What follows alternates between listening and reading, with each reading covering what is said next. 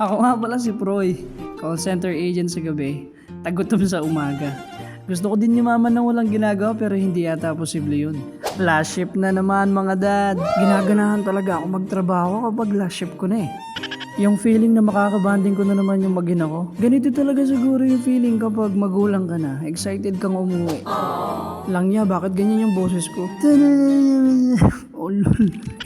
Ang ending, hindi din pala ako uuwi sa amin kasi birthday nga ni Apaps. Pagkanta nyo ng happy birthday. Ayun o, happy birthday Asyon.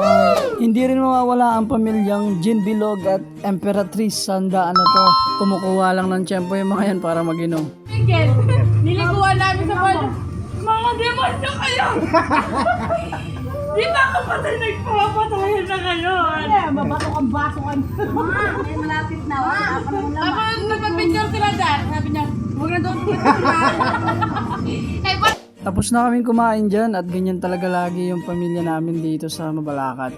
Masaya lang kahit hindi masyadong masagana, pero masaya kami dahil sama-sama naman kami. Ayan din pala ang pinaka-head ng pamilyang Nolasco, ang hinahanap ko nung last video ko.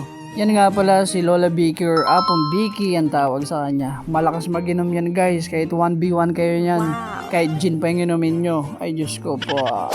Pinuntahan ko na din pala yung kumpare ko dito sa Mabalacat kasi namimiss niya na daw ako eh. Para sa akin, isa to sa mga pinakamagaling na mekaniko dito sa Mabalacat.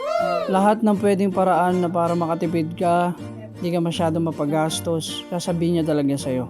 Hindi din siya madamot sa impormasyon, lalo na sa pagkukumpuni ng sasakyan tsaka ng mga motor. Flash ko na lang din yung contact information niya kung gusto niya magpagawa. Salamat din pala ng marami dito sa brad ko, pinsan na asawa ko. Binigyan niya ako ng mic, pero hindi ko pa ata magagamit to kasi pang computer ata to, di ko sure. Pero maraming salamat.